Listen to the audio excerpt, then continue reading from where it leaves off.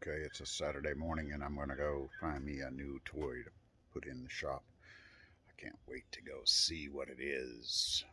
I've got a trailer attached, so we know it's big enough that I need that. So off we go. Okay, that was an adventure. We've got it filled with parts in the back of the truck, and I guess you probably picked up on a name maybe on what we got. I don't know how exactly we're going to get it out of here, but we're going to get it into the shop somehow. Okay, look what we have got now. It's this little set of wheels actually worked pretty good. I took the tractor with some forks on it and put it on this little thing. I actually have that for rolling around box blades and stuff. Set it on there and still can move it around. But anyways, we have got a 3 horsepower 10-inch professional cabinet saw from SawStop. This is going to hopefully work to my benefit for getting this out of the shop and using that as a spare more, and give me enough power to actually do some of this jobs I keep running into. So we wanted to kind of upgrade a little bit, so we've got that. And on the SawStop, it comes with all these boxes here for what I've selected. So we'll go through them as we get them and put them together and try to catch some of this. So this is a 36-inch extension table, and we'll see where that goes. The next one is the SawStop Professional Series, looks like the fence system.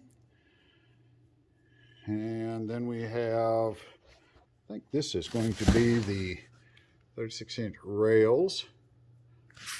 And then on mine, I'm also going to do the router table. So that would be the 4-post router lift and the downdraft dust collection.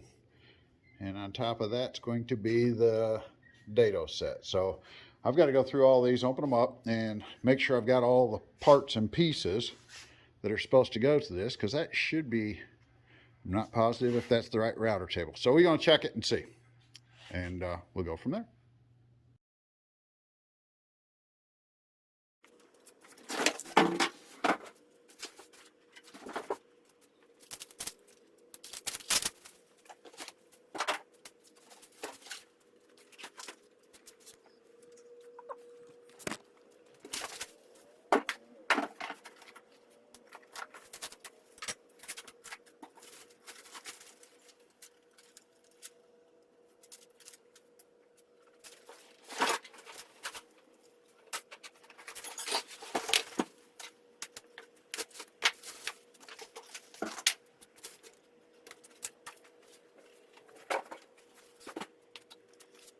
We've got this going a little bit. They actually have directions on how to unpack it, and it shows me things except for, well, I couldn't quite get mine off the thing, or the pallet.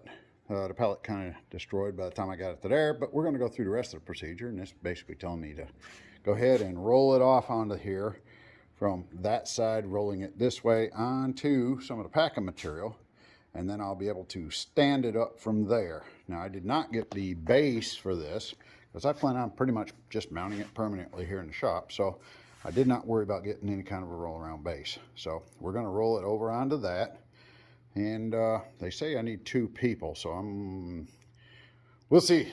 It would probably be better to have 2, but I don't have 2 right now, so I'm going to roll it and see if I can get it. If I can, I'll stand it up, and if not, I'll have to see if I can find somebody who wants to come by and help me. And I am working on unpacking all this stuff. So within this box, we still had the guard. We had the 2 very heavy cast iron tabletops. It looks like a couple of handles for adjusting the saw. The compartment kit there. And then we have this other package that has, looks like the side box, and it's where the instruction manual is. So we're going to get that out of here. And I think the saw blade is supposed to be in there also. Oh yeah, it's there. So we'll open that on up. Okay, I've emptied the contents out of that, and it looks like we got a SawStop blade, push sticks, and T-fence, and a very nice, good-sized manual. That thing's Looks like it's going to be some pretty good reading. We'll get that figured out here and see what the next step is. All right, thank goodness I've got a neighbor. He come over and helped me stand that thing up. That is still, doesn't look like much, but that top is one heavy thing. So it's starting to come together a little bit. So what we'll do next is unpack. I see there's some more goodies here buried in, so we're gonna get those all out, set them out, and then see what we got to do from there. Okay, first thing it wants us to do is go ahead with a 14mm wrench, attach the handle to this, and we'll get the wrench out on that and snug that down. And then it wants us to install the keyway and the set screw from the blue onto the front of the saw, which is going to be this post. So we'll go ahead and set that in place. That doesn't look to be too difficult. Okay, I've got that on, and we're going to go ahead and take this over here. I went ahead and put the set screw in there, and they've provided us with the Allen wrenches for this.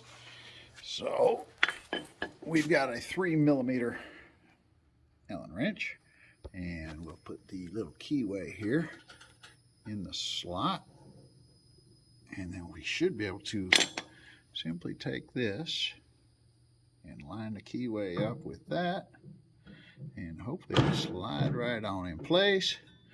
And you want that to be, I think what they said is flush with the face, so it'll be like that.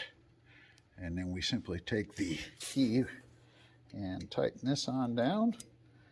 I don't know if you can see that or not. So we'll just snug that down, and we'll do the same procedure on the side one, I believe. And then I think we still have a locking bolt or something that goes into this. So we'll look at that in a minute when we get both of these on.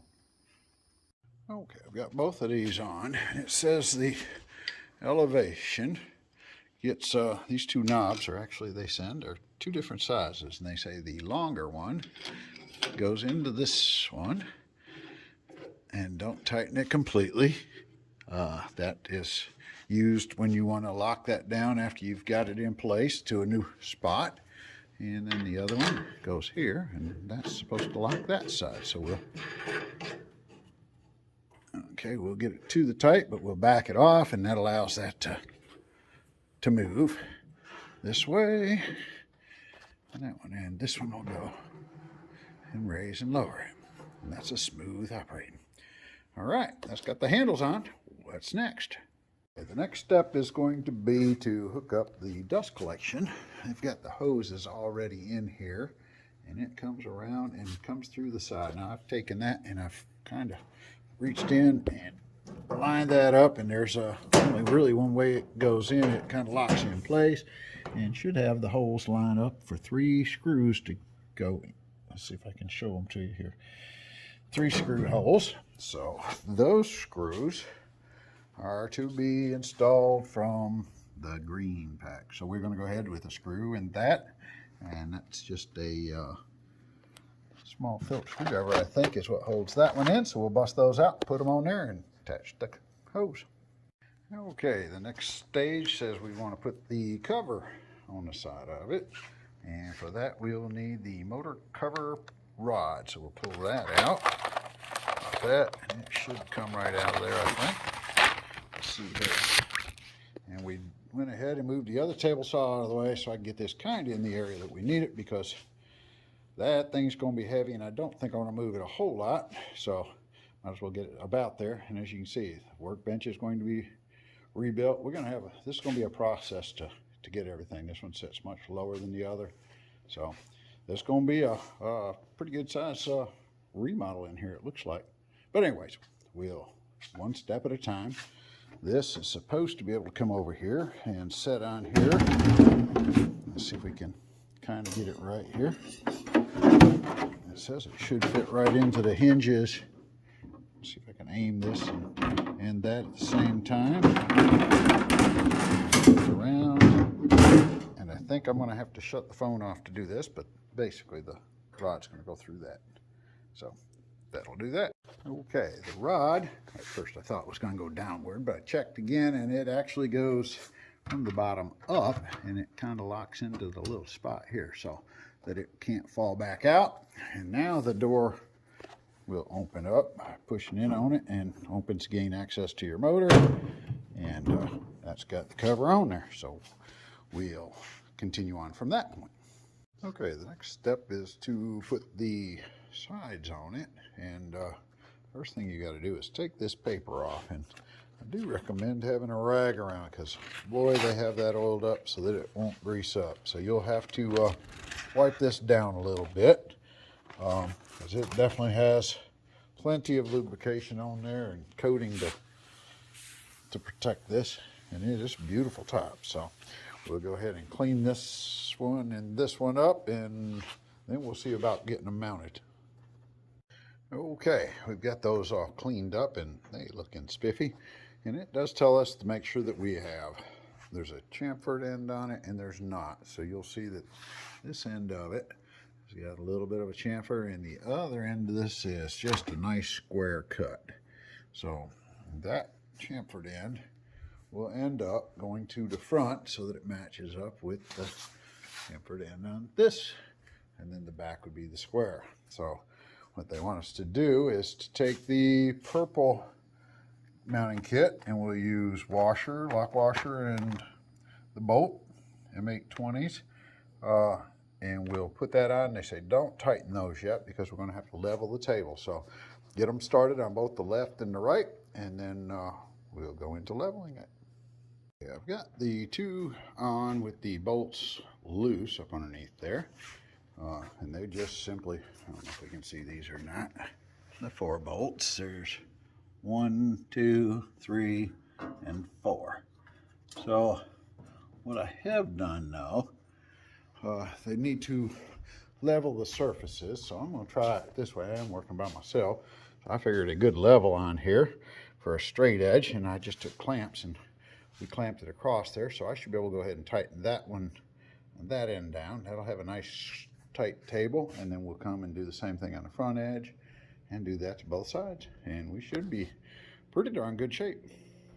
Okay, that seemed to work pretty well. We've got a nice smooth transition between them on all sides, so I think that's going to work out nicely. So we'll go on to the next step, and the book says that it's time to place the switch, I think. So with that, we've got it hanging here. So this is going to have to go up on this and mount in some form or fashion. I would say probably those bolts right there are going to go into this somehow. So let's look at the book and see what we can find on that. Okay, for mounting the switch, we're going to use the bolts, it sounds, on the orange section of this. There's 2 bolts, lock washers, and flat washers. And it appears that when you get up under here, there's a spot right there. And the switch has got 2 holes in it right there. And they're simply going to go up in and line up with, this is quite dark, I don't know how well this is going to show up, but line up with that, and we'll tighten that, and that'll mount your switch in this location. All right, that was mounted, and that's a 4mm Allen wrench that's provided with the saw, and so that's got it mounted on. This is starting to look like a finished product almost, but it's not, because we've got all kinds of more stuff to put on it. But that's got it on there, and we'll go on and see what's the next stop, and we'll work on that. Let me look at the book. Okay, the next thing we need to do is mount the wrench and tool holders. So we have this holder, which will go on one side of it, and we have this little bracket to go on the other side. So this one goes into a little screw hole right there. And I believe the other one is going to go on this side down here. So there'll be a screw there, and that will plug into that, it looks like. So let's see if we can get to that, and that's going to require one bolt each and a lock washer and the bracket there, and should just require what is it, a little Allen wrench on that one. So we'll take a look at that and see what we got to do to put those on, see what it looks like. Okay, we've got the one hanging here. I think that's for the wrenches, and the other one is all mounted on this side, and I'm not sure, that's probably the T-square or something. We'll find out here shortly. But those two are mounted, and the next thing they want us to do is going to be putting the guard on, I believe. So the blade guard. So we're going to go ahead and see what that's going to take. The first thing they need is to install the pivot rod. I think they call it limiting rod. So when you bring this rod in here, that just simply separate it a little bit, set it in there, that pivots down, and so that is what they say is going to give us the limit of the saw blade capacity at the height that it is, so you don't put too big a piece of wood in without causing damage to the saw. So that's good with that. I think we'll see what's next on it. Okay, so at this point, they say the saw is assembled, and we've got the tools sitting in its place, ready to go, and our wrenches do hang over on this side.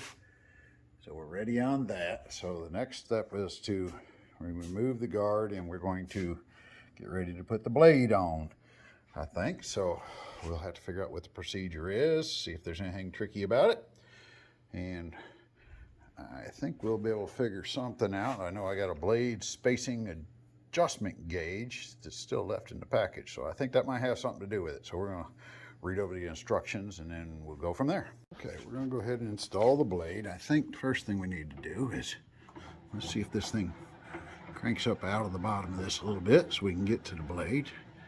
Let's just crank in the front half, and then we've got our wrenches. One of the wrenches is going to go behind the arbor here, I believe, someplace there. And then the other one is going to go on this, and it's going to be the other end. And so that's how we're going to do it. So we'll go ahead and take that off without dropping it, as it happens sometimes. And now they have a lot of specifications written down on what type of blades and that type of thing that you can use on this, between the dado head and the regular saw blade. But we're going to go ahead and use the combination saw blade that came with it. It's 10-inch, 40 teeth, and I've unwrapped it and I've cleaned up, had a little bit of oil on it. So we'll take this and set it in here, and of course your teeth will go towards you. Let's see if we can turn this wrench around a little bit here. And it sits up against it. We'll put the washer back on it. And then we simply tighten up the nut. And then I think there's some other little checks we need to do. So we'll look into that after I tighten this up and see something about checking the spacing and stuff on that. So we'll look into that a little bit. But basically that's your saw setup so far. Almost getting to where we could run it. Okay, so what we have figured out is in the kit, it has a spacer and an Allen wrench. It says to raise this up, and then you're going to take, and I had to adjust mine a little bit, the end of this is the distance that you want, and I don't know how well you can tell, between the blade and the tip of that saw stop. So we can take this and set it in here and make sure that the blade is that size right there to give you the proper spacing, so it just barely touches. And then you adjust it with the wrench into here. Clockwise kind of brings that thing up, and counterclockwise lets it set away from there, and then simply spin the blade and make sure it doesn't hit after you rotate the whole thing around. So that's your adjustment on that, and then you can store this after you get that done. There's actually a couple of magnets on the back of this, and they say you can just stick it to the saw stop someplace. So I guess we'll set it right there for now and see how that works. Seems how the rest of the tools are also there. So that's kind of got that. And I'm not going to go through all the other minor setups on the saw. This is really more the final or the installation. So now we've got to put this back on, and you can kind of see the little hooks here, and they kind of go under, and then let's see if I can explain it to you. These will fly underneath there, and the other ones I think slide in right beside it. So when you put this on, it kind of slide it in and set it down. Everything should be flush all the way around your blade. So we've now got the blade sitting in. It's a zero clearance, they say. It looks pretty close, so we'll go with that. Now I do have some other parts and pieces I want to put on this, so I think the saw is basically set up. Now we'll start adding all the accessory parts to it, and we'll kind of catch some of that as we go. So the rest of it, I recommend you'd read the book and go through all the safety and stuff on it. And the book's very thorough, so I would do that at this point. Make sure you're set up and safe before you start trying to do any cutting. So there we go. Okay, I did the final setup on this as far as the saw goes. We've got the blade installed. We actually plugged it in, run the test. We can have run the motor. It starts. I've got the green light, which indicates it's good to go. I've got the power turned on, and you can hear it's running. What I was saying, I think that blade's hitting right at the edge of that. So we're going to look into that. But it might be just the zero clearance on that. It might be touching it just slightly someplace. So I'll look into that, but that's good to go. That's going to conclude this first part. Now the next section will be installing the rest of the accessories on here. We got to get the T-Glide fence on, the extension tables, and we'll see how far we make it. We may get on the next part to get the part of the router box on it, but we want to try to get the T-Glide and all on the next section of this. I don't want to make this too long, but this gets the basic saw set up, and then we'll go on to the other accessories that get added to it from there. So that'll take care of the first section. Thanks for watching, and check out the second section here in the next day or two. We'll try to put a link to it so you can watch that. Like and subscribe and hit the little bell, and you'll get notification when I upload it, and that'll help you keep up with some of the workshop projects. So thank you very much, and we'll continue with the build on the next one.